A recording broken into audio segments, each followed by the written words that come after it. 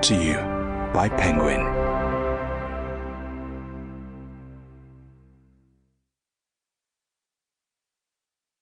Tinker, Tailor, Soldier, Spy by John le Carré, read by Simon Russell Beale. Part 1. 1.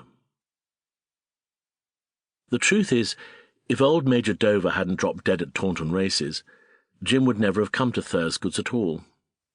He came in mid-term without an interview, late May it was, though no one would have thought it from the weather.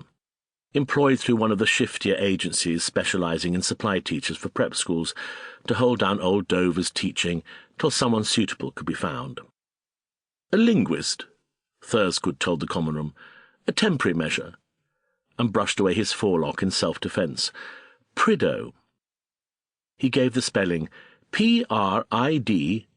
French was not Thursgood's subject, so he consulted the slip of paper. E-A-U-X, first name James. I think he'll do us very well till July. The staff had no difficulty in reading the signals. Jim Prideaux was a poor white of the teaching community.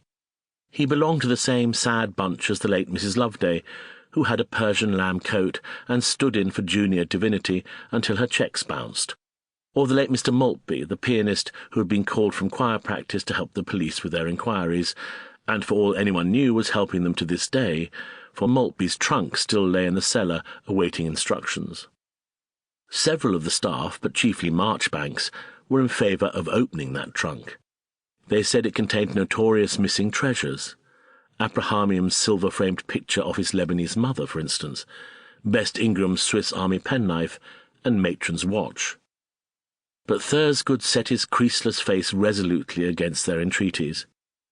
Only 5 years had passed since he had inherited the school from his father, but they had taught him already that some things are best locked away.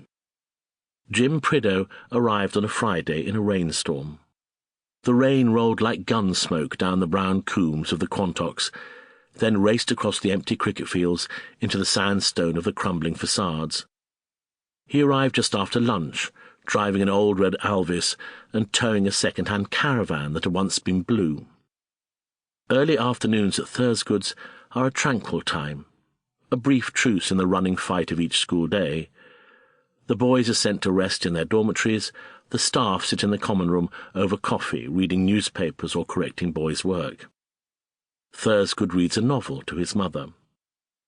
Of the whole school, therefore, only little Bill Roach actually saw Jim arrive, saw the steam belching from the Alvis's bonnet as it wheezed its way down the pitted drive, windscreen wipers going full pelt, and the caravan shuddering through the puddles in pursuit.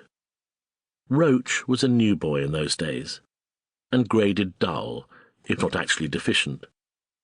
Thursgood's was his second prep school in 2 terms. He was a fat, round child with asthma, and he spent large parts of his rest kneeling on the end of his bed, gazing through the window. His mother lived grandly in Bath. His father was agreed to be the richest in the school, a distinction which cost the son dear. Coming from a broken home, Roach was also a natural watcher. In Roach's observation, Jim did not stop at the school buildings, but continued across the sweep to the stable yard. He knew the layout of the place already. Roach decided later that he must have made a reconnaissance or studied maps. Even when he reached the yard, he didn't stop, but drove straight on to the wet grass, travelling at speed to keep the momentum. Then over the hummock into the dip, head first and out of sight. Roach half expected the caravan to jackknife on the brink. Jim took it over so fast, but instead it just lifted its tail and disappeared, like a giant rabbit into its hole. The dip is a piece of Thursgood folklore. It lies in a patch of wasteland between the orchard, the fruit house, and the stable yard. To look at, it is no more than a depression in the ground, grass-covered, with hummocks on the northern side, each about boy height, and covered in tufted thickets which in summer grow spongy. It is these hummocks that give the dip its special virtue as a playground, and also its reputation, which varies with the fantasy of each new generation of boys. They are the traces of an open-cast silver mine, says one year, and digs enthusiastically for wealth. They are... Sample complete. Ready to continue?